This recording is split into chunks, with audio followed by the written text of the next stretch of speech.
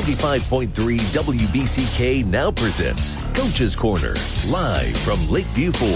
For over 6 decades, this has been your number one source for all local sports information. Coach's Corner is proudly presented by Lakeview Ford, where community matters. Now, here's your host, Bill Broderick. This is Bill Broderick, sports editor of the Battle Creek Enquirer. I'm in the big chair once again on WBCK for another week of Coach's Corner for the boys basketball season. Coming to you live from downtown Battle Creek at the Lakeview Ford on the Motor Mile. For more than 60 years, Coach's Corner has been talking to the city high school coaches about the week in sports. And we will continue to do that as we look ahead to another week of the high school basketball season with our first coach of the morning. But first, here is the Lakeview Ford Coach's Corner scoreboard. City teams and boys basketball had a hard time getting in games this week with the cold weather, creating some postponements early in the week. But most of the squads were able to get on the floor for a few games by the time the week was done. There were no games on Tuesday with several weather postponements, but action heated up on Wednesday. Battle Creek Central defeated Madawan 70-58. Harbor Creek lost to Vicksburg 76-62. And St. Phil beat Burr Oak 61-40. On Thursday, the SMAC was in action, and Lakeview beat Gull Lake 67-52. And Battle Creek Central lost to their rivals Kalamazoo Central 63-17. And the game of the night last night, Harbor Creek played Marshall in a key Interstate 8 conference matchup, with the winner of that game keeping itself in position to chase that conference title, and Harbor Creek beat Marshall 61-45. In other action, Penfield also stayed in the hunt in the I-8, and they beat Jackson Northwest 53-42. And St. Phil stayed in first place in their conference after they knocked off Cohen 58-48. We will be back with our first coach of the morning after this break on Coach's Corner on 95.3 FM WBCK. Coach's Corner on 95.3 WBCK. Proudly brought to you by Lakeview Ford, where community matters. Here's Coach's Corner. This is Bill Broderick, sports editor of the Battle Creek Enquirer, back here on Coach's Corner. We're here with our first coach of the morning, Coach Bowling of the Harbor Creek Beavers. Good morning, Coach. Good morning, Bill. Harbor Creek was able to get in a couple of games this week. You had your Tuesday game postponed because of weather, and or maybe that was scheduled for Monday originally? Yeah, it was a Monday night game. Yep. And I'm sorry. Yep. Now we got you, Coach. I'm sorry about that.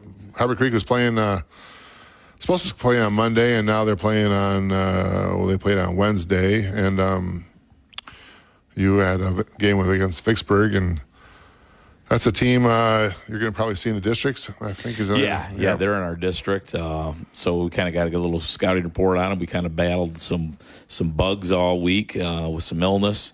We were not making any excuse at all because I believe next man up, and I believe in our team and our guys. But we were down 2 starters that game, and Trey played about 10 minutes. So we didn't necessarily at full strength with some offensive and energy, but I thought we played an outstanding first half. I thought I was a little upset and frustrated after the game on how the second half went, but then I went back and we talked a lot in the locker room about controlling the glass, and we gave up some rebounds that went directly to points, especially in the first half, that we could have buried them a little bit and made that a 14-point lead for us. We didn't do that. And then if, it's a 14-point lead, that's a lot more difficult to come back from the 8. But then I went back and we watched some film, and I was right on that part. Our effort was pretty good, but they shot lights out. They shot 55% from the game, and 64 or 65%. They were 12 of 17 from behind the arc, and I can't tell you the last time that's happened. And I think it's more than anything else, we shake their hand, learn from it, and we watched some film and some clips of what happened. Talked about our rebounding and how when we beat quality opponents early in the year, this is how we rebound and controlled the glass. And it was, sometimes you got to go backwards before you can go forward. And I think it was probably one of those nights for us. And tip our cap to Vicksburg for shooting the heck out of the basketball that night. Yeah, you end up losing 76-62. But that hot shooting night is maybe kind of a little bit of an outlier considering they probably didn't have school that day, like you guys didn't have school that day. So not being in school all day, that's always makes it even tougher on the kids to get rolling or to have a really good game shooting the ball. And we shot 48% ourselves from the field and 38% from behind the line. So, I mean, you don't lose many games at the high school level shooting the ball that well. And it just, they just did it better. Yeah. They just did it better. Well, you guys were up 40-32 at halftime, and then, like you said, struggled with rebounding in the second half. Braden Best had 18 points. Maddox McCarty came up big with you for 13 points. Braxton List had 10, and at that point in the year, you got your 10th win, so into double digits, and it was 10th. I mean, you stayed at 10. Yeah. But you're 10-3 with a loss.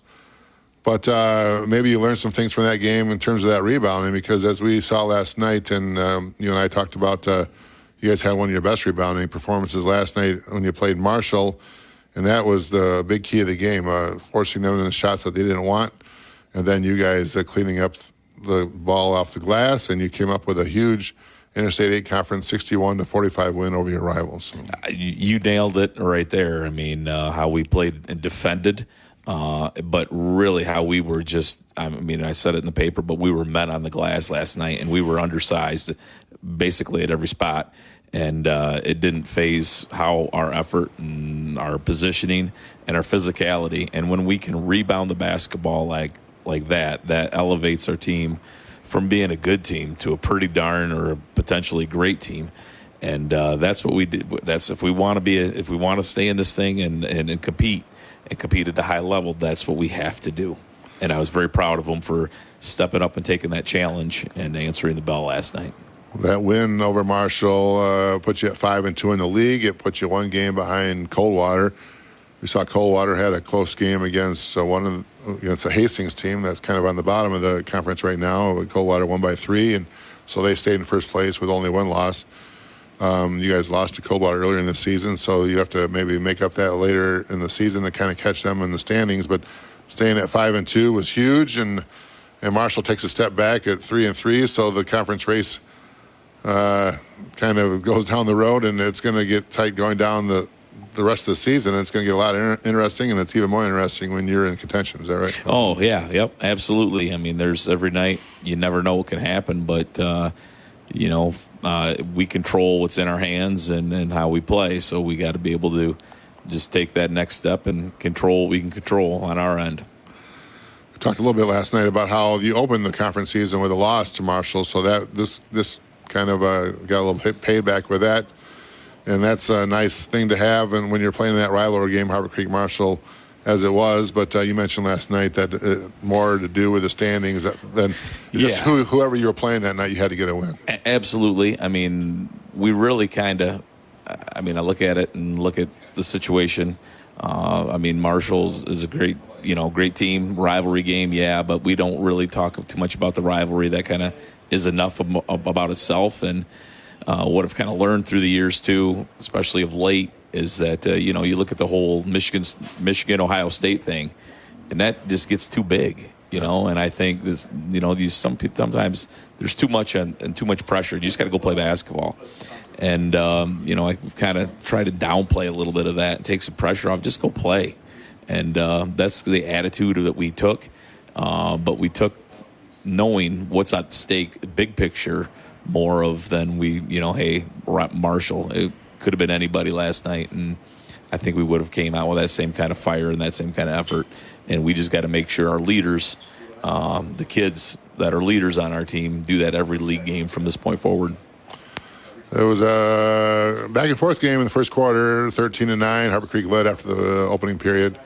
But that's when that defense kind of stepped up and that rebounding. You were getting Marshall to take some shots maybe they didn't want to. They like to shoot either the three or they like to get to the rim, but they were kind of shooting the mid-range shot, and they were struggling with that. And then with those, they were coming off the rim, and you guys were getting those boards, and you kept them to 2 points in the second quarter, and you led 24-11 at halftime, keeping Marshall at 11 points in a half. That's not something you probably saw coming, but it's something that put a big smile on your face. That's you nailed it. We didn't necessarily see that coming, but we're sure proud and happy that it happened. So the kids did a very good job, and you're right. I mean, we kind of identified where their guys were defensively. We adjusted some of our coverages in our zone to take away some of the things that where they want to go and who they want to put the ball in certain spots, and that's the good adjustments were made by our kids. It's easy to talk about, but once the bullets are flying, you got to be able to execute those things. And I felt like for most part, we did a pretty good job of that last night. Yeah, Marshall came in the season with two. Their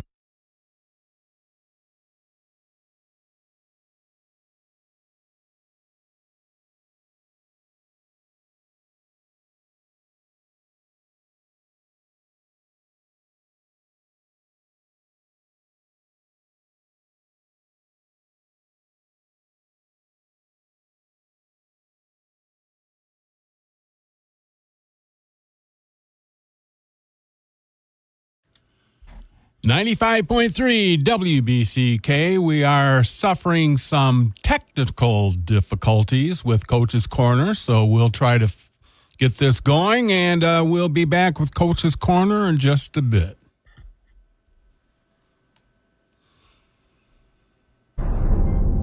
Coach's Corner on WBCK, brought to you by Lakeview Ford, where community matters. Now back to the show. This is Bill Broderick, sports editor of the Battle Creek Enquirer, back here on Coach's Corner, and I'm told we had a little technical difficulties at the end of that last segment with Coach Bowling for some people, maybe possibly on the app, but we're back now, and we're back with our next Coach of the Morning here, Coach Kimber of the St. Phil Fighting Tigers. Good morning, Coach. Morning, Bill. We had some makeup games this week because of the weather earlier in the week, and you guys were able to get some games in. You're able to play, you made up your first game against Burr Oak on Wednesday. Yep.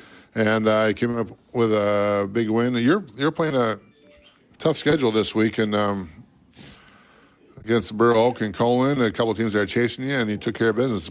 St. Phil beat Burr Oak 61-40, and that kept you guys unbeaten in the division. And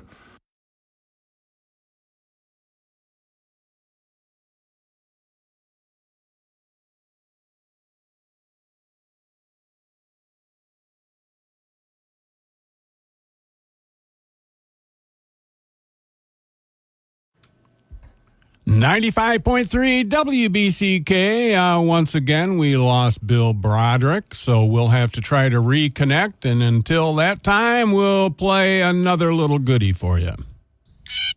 Your land or the state's land? Next on today's All Outdoors Update. Hey, hey, come out and play somewhere green.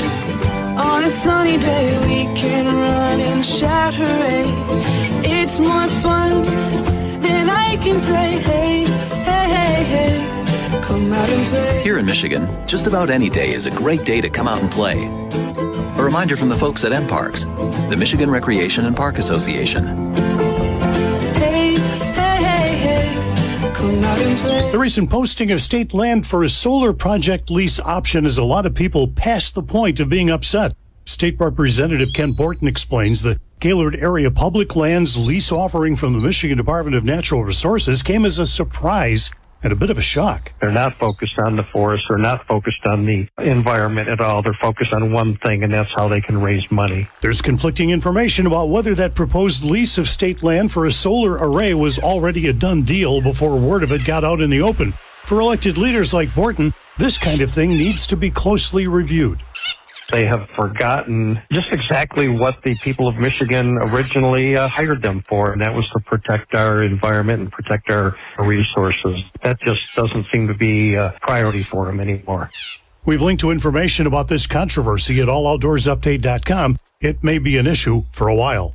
I'm Jim Mishler. 95.3 WBCK. We have, I believe, cleared up our technical problems. So here we go with Bill Broderick. You there, Bill? Yep, I got you. We'll try to get this thing together here. We're here with Coach Kimber of the St. Phil Fighting Tigers. We're talking about that win over Burr Oak, and and getting the job done on the glass, and you guys had a big night on the glass. Is that right? Yeah, no, we're definitely locked in on the glass. We out rebounded, like I said, by 20. I'm not sure if people heard that. 25 rebounds, and guys are just getting after it. I mean, getting multiple double-doubles out of guys, and those weren't just double-doubles. I mean, 12 and 18 rebounds, respectfully, is a lot of rebounds, and they weren't the only one getting boards. Guys like Colton, Sawyer, Jackson, and Chris Gallon all had at least 4, 5, 6 rebounds. So it was a great night on the boards. And we kind of like that becoming our identity, that we're gonna out rebound you, and we're gonna break your will, I guess. If we missed that was Carter Diswick getting 17 points and 12 rebounds, and Lincoln Diswick getting 16 points and 18 rebounds, and that was the win over Burr Oak. And Burr Oak, and going into the week, Burr Oak and Cullen were two teams that are kind of chasing you guys down, and you played Burr Oak, and then you end up playing Cullen last night, and you came up with a 58-48 win. That keeps you guys undefeated in the division and in first place. It made you 10-3 overall, and Cullen is also 10-3. So that win is nothing to hang your head about. That's an important win for you guys, and getting to beat the Magi has been big over the years, and it's big in terms of your race and trying to get to the first place. Yeah, we're really trying to stay goal focused right now. I'm always talking to the kids about, our goals are right there. We just got to take care of business, and so staying goal focused. Cole, it's always a tough place to play, and Coach Steve always has his guys ready to go. They got some great players with Dalton Williams and Dominic Mock. Our plan last night was really just to take care of those two and let somebody else beat us. Those two each had 14 themselves. So, I mean, from the previous time we played them, we did limit them quite a bit, and so that was a really good thing. But yeah, we took care of business again on the glass. We're just rebounding maniacs right now, I guess you could say. Yeah, I mean the points back that up. Jackson Diswick had 16 points. Carter had 14 points. Lincoln and Diswick and Colt Myers each had 12 points, and you guys took advantage of them on the glass. And Cullen has some big guys that you have to kind of defend and box out to get those rebounds. So you guys have been playing big that way. And now that you kind of turned the corner of that with those wins against Cullen and Burr Oak, the kids got to be really excited about what's in front of them and their opportunity right now. They are. We've like I said, we're really goal focused right now. We're doing a lot of talking about it. Because obviously we got Bellevue coming up next Friday. But we know that if we take care of business, we don't even need the chips to fall where they fall. We handle our own destiny. So that Bellevue game is next Friday, and do you guys have any makeup games this week that we're kind of have to keep an eye on with the schedules the way it is lately? Nope. We only missed our game with Burrow, and then we moved it to Wednesday. So you're playing Our Lady of the Lake midweek there still, or not? Yep, we got Our Lady of the Lake on Tuesday, and then we got Bellevue on Friday, and then we also have Athens this afternoon. Okay. Oh, this afternoon. Yes, this afternoon. All right. Well, that's some St. Phil. Yeah, that's what I mean. The schedule is fluid nowadays with all these cancellations and rescheduling. So if you want to see some Fighting Tiger basketball, where's that game going to be played? It's going to be at Athens. At Athens. 2 o'clock JV start, probably about 3:30 for the varsity. Just down the road. Head down. The roads are clear today, so good to get down there and watch some St. Phil Fighting Tiger basketball, and be a lot of fun. And we could talk about some key games next week and seeing how the Tigers did and their effort to try to stay in first place. I appreciate fighting through the technical difficulties this morning, Coach, and we'll talk about more St. Phil wins next week, all right? Thanks, Bill. All right, we'll be back with our next Coach of the Morning here after this on 95.3 FM WBCK. Coach's Corner on 95.3 WBCK. Proudly brought to you by Lakeview Ford, where community matters. Here's Coach's Corner. This is Bill Broderick, sports editor of the Battle Creek Enquirer, back here on Coach's Corner. We're here with our next Coach of the Morning here. We have Coach Robbie Hatton, the Penfield Panthers, on the phone. Hey, good morning, Coach. Good morning, Bill. How you doing this morning? Hey, we're doing fine. Looks like I want to make sure with all these coaches this morning that we are keeping up on all the schedulings and reschedulings. We only have you for one game this week, and you guys played last night, right? Yes, sir. Our game Tuesday with Parchment got postponed to February 3rd. Yeah, all right. We have to keep those notes so we keep everyone in tune there. But Penfield had a big game in the conference and big 53-42 win over Jackson Northwest, and that's huge in your efforts to try to stay in the race in the Interstate 8 conference. Every conference game is big this time of year, and getting that win to stay in second place, how big was that for your boys? Yeah, absolutely. You know, having the week that we had where, you know, we were able to practice Monday but not Tuesday, and then being able to get back at it Wednesday. So having the snow days and you know, we didn't have school Monday anyways because of, you know, we had Professional Development Day and Martin Luther King Day and all this. So, you know, the kids had 3 days off of school, so we were a little rusty. But, you know, we understood, you know, for us, if we want to even have a shot at accomplishing our goals of winning the league, you know, every league game matters right now. You know, we've told our kids they control their destiny. If they can win out, they'll win the league outright. But if they, you know, if they have a hiccup or two, you know, we gotta get some help. So, but we gotta take it one game at a time. You know, and that starts with, you know, playing a tough team like Northwest, who is really scrappy and gritty. You know, and they're good enough to beat just about anybody. But, you know, we definitely grinded one out last night. Yeah, that puts you at 5-2 in the conference, and you and Harbor Creek are tied at 5-2. You're one game behind Coldwater, a Coldwater team that had a close win over Hastings last night to stay in first place, and put you at 11-3 overall. And boy, 11 wins this time of year. That sounds awful nice. Is that right? Yeah, absolutely. You know, we're happy with where we're at. Obviously, we want to keep getting better. You know, defensively is where we're really challenging our kids. You know, I think we can score with the best of them. But the last couple games, we've really been trying to focus on our defense and, you know, just getting better defensively and making sure that we're doing what we do and don't play other people's games, play our game. You know, Northwest plays a very physical, you know, deny defense. They don't really let you get it on the wings. And, you know, a lot of the times with high school kids, when teams are playing you that way, you kind of get in your own head and you want to play them the same way. And so for us to hold the team to 42 points, you know, I thought defensively we were very locked in and we showed a lot of effort on the defensive end. But, yeah, it was very important for us to get that win, and especially, you know, like I said, you know, we kind of control our own destiny, already having beat Coldwater once. So, you know, if we can win out, you know, we can control our goals. But, you know, we got to take it one game at a time. You know, we got Marshall next week, and, you know, that's our focus right now is Marshall. Calvin Pazins had 20 points and just a little bit of more than a week after he hit 11 triples in a game to set the school record. He had 5 three-pointers last night to go along with 8 rebounds. Johnny Lake had a huge game, 16 points and 16 rebounds. Zach Walling had 11 points. And I think when you're talking about that defense, you're talking about rebounding as well. And Johnny Lake on the boards with 16 rebounds, that had to be big for you.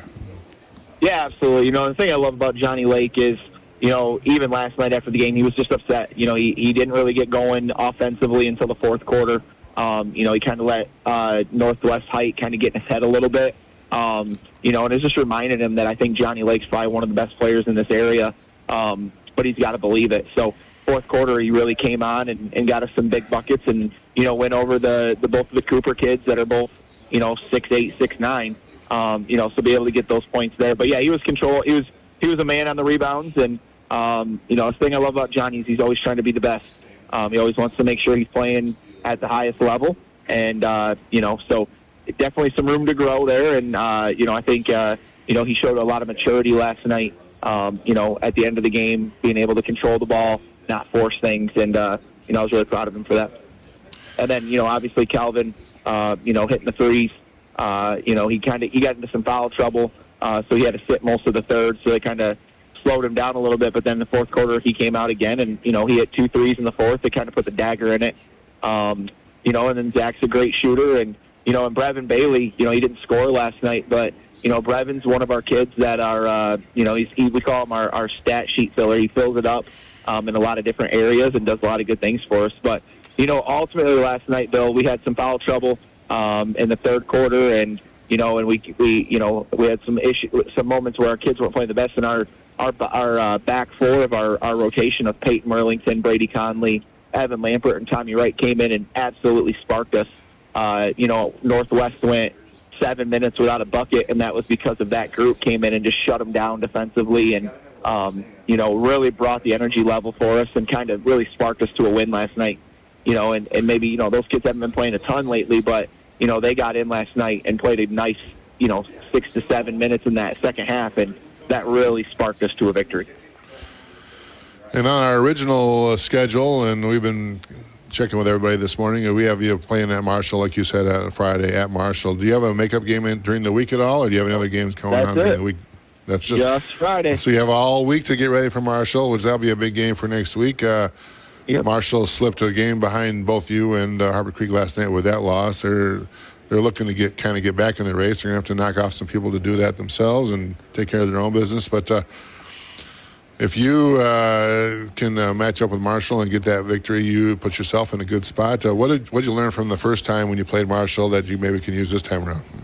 Yeah, absolutely. I think the one thing with Marshall is, they have the two kids, the Burns kid and the Miller kid, that are just studs, and you got to try to control them. We weren't very good defensively yet. We're still not great defensively, but we're getting better.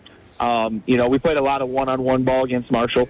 So the one thing with two good players is you got to have good help side, play good gaps. You can't just let them run the thing, and we got to box out better. They dominated the boards against us, and part of it is just the mind games of Marshall, and in retrospect also Harper as well. Our kids, just not buying into that hoopla of, it doesn't matter who it is. It doesn't matter if it's Harper, it doesn't matter if it's Marshall. It doesn't matter who's across from us. We just have to play our game.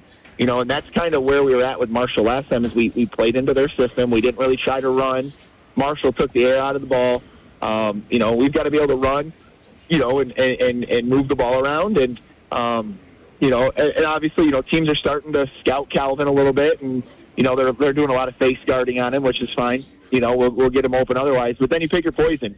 You got to so now you got to guard Johnny Lake and then Zach Walling and Bradman Bailey. We got 4 guys that can really score. And, so I think that's the one really good thing about our team is being able to spread the ball around a little bit. And we got to do that against Marshall as well. They're going to be very disciplined. They're going to run their stuff, and, everything is going to run through Miller and Burns. So we just got to be able to withstand that and be ready for it. Well, we'll look forward to talking about that game next Saturday when we get together. A big game for Penfield, playing at Marshall next Friday night, a key game in the Interstate 8 Conference. Thanks a lot for coming on, Coach, and we'll chat with you later. All right, thanks, Bill. We'll be back with our next Coach of the Morning here on WBCK 95.3 FM after this. Coach's Corner on WBCK, brought to you by Lakeview Ford, where community matters. Now back to the show.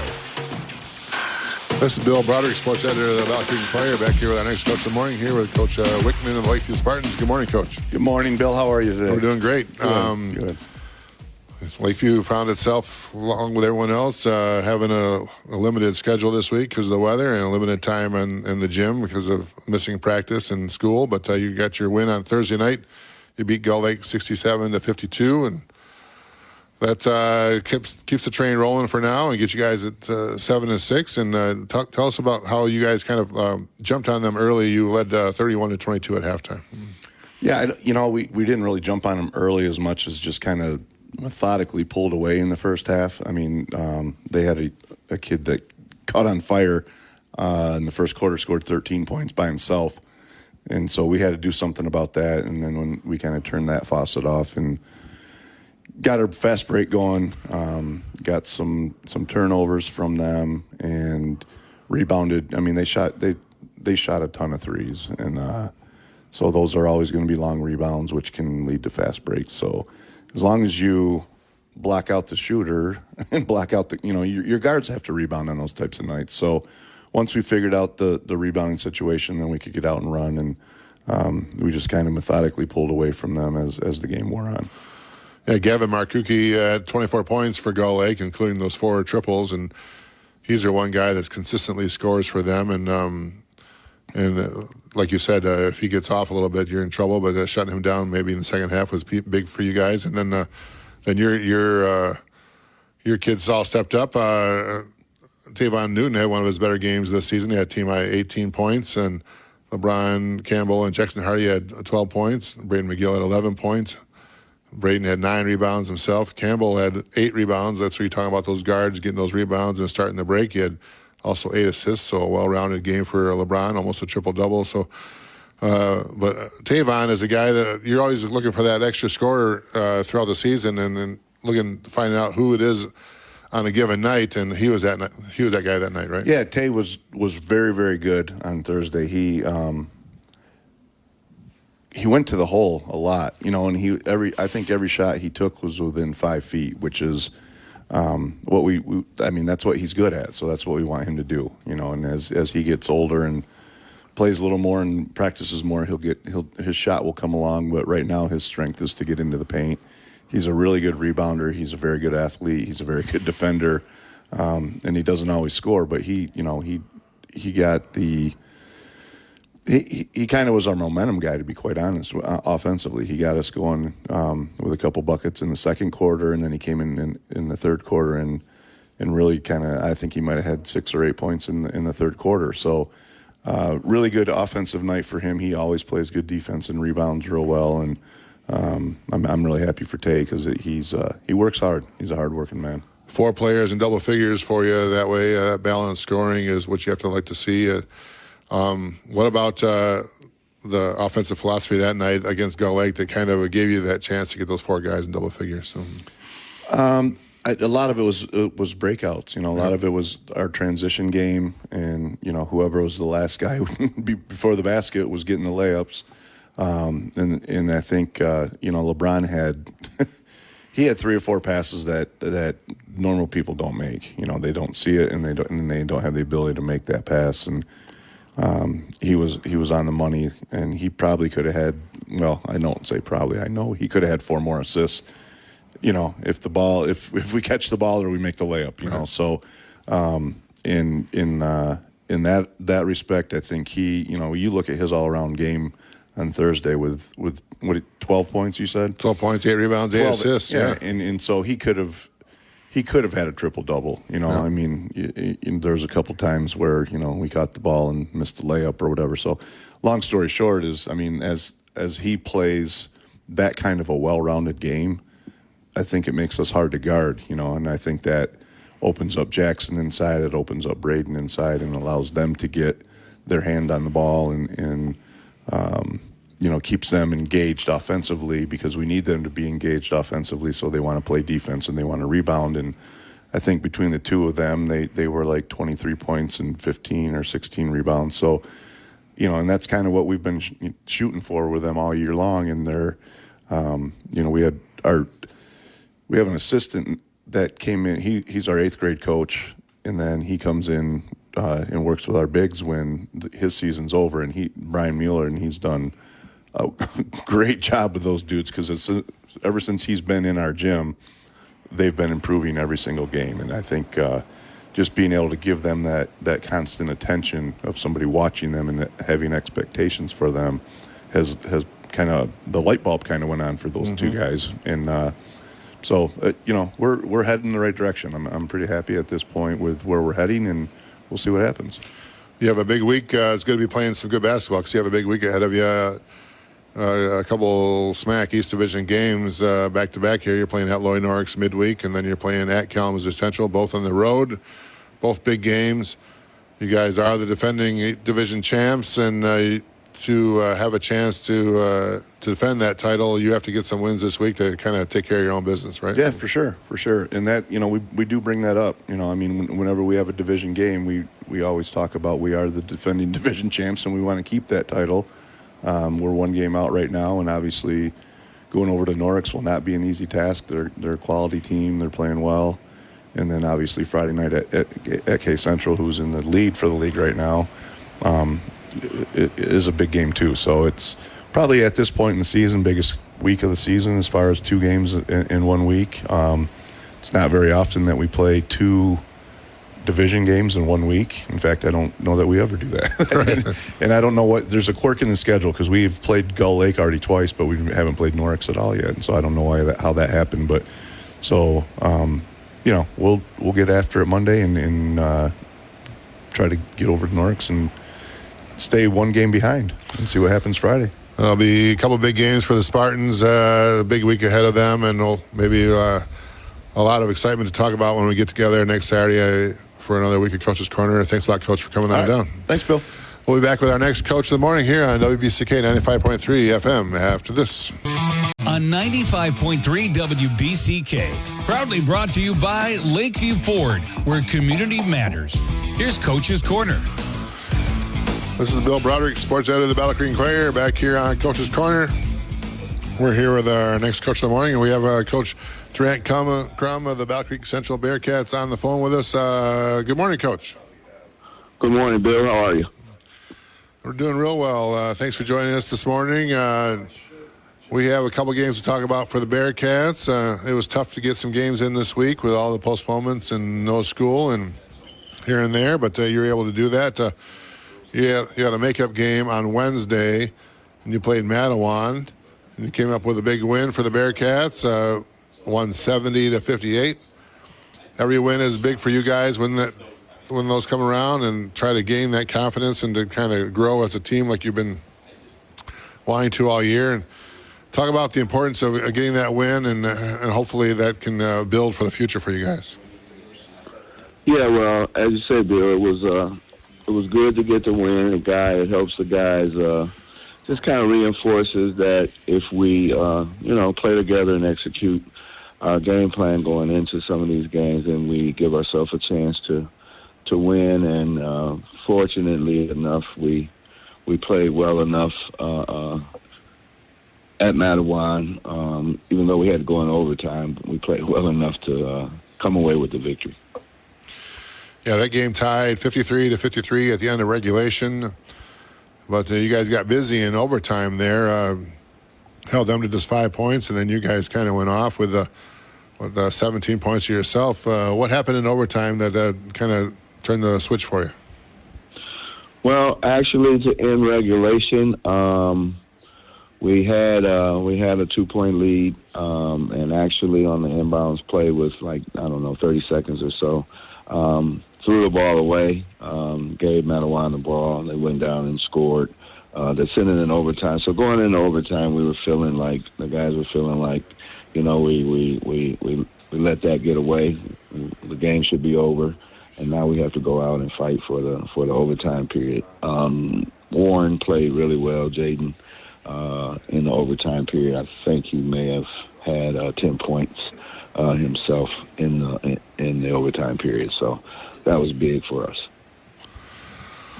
What kind of was working in the overtime? Were you able to get your press going and get some fast breaks there overtime, or did you kind of get a lead and then Mattawan had to kind of follow you, so you're able to extend that lead? That's a lot of points to score in overtime.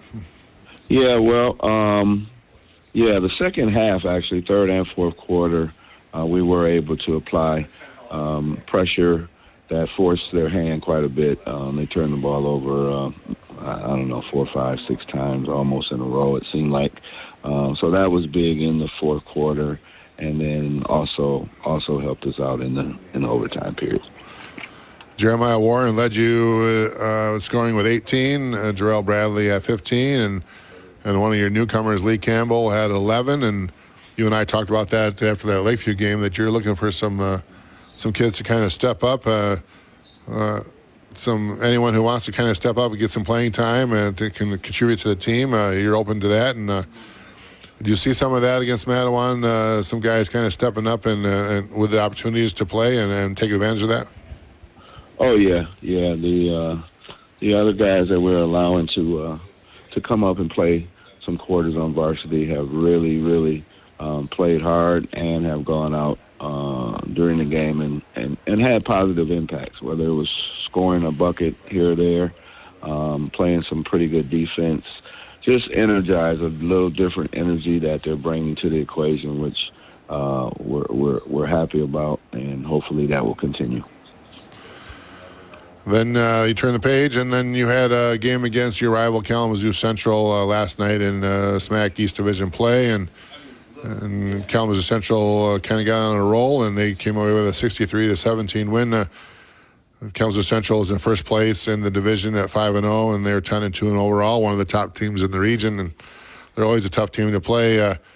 Looked like your offense couldn't quite get going. What did they give you trouble with in terms of keeping you guys off the scoreboard a little bit? Yeah, well, their pressure packages present a problem.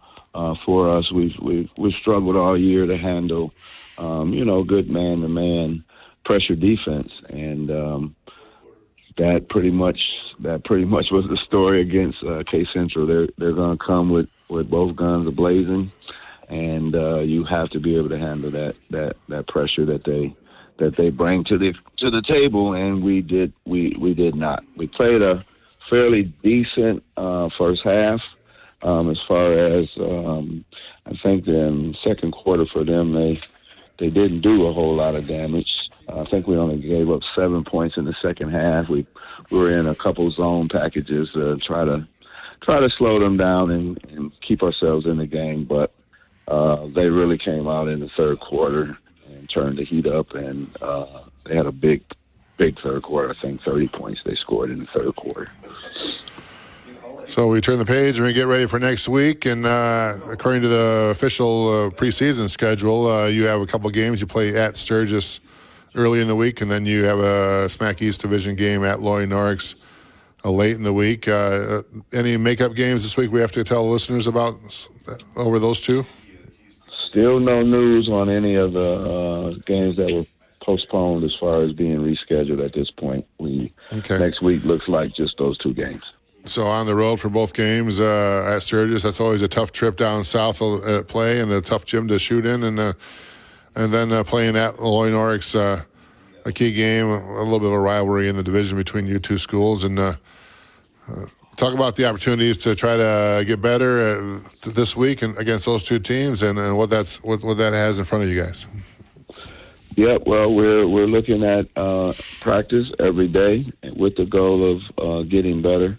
Obviously, trying to build chemistry with some of the new additions and things that we're trying. That's always an issue. They got to get used to playing together and try to build some chemistry there. But one day at a time for us, hoping that we can make progress, get better each day, and transfer what we're doing in our practices to the game floor.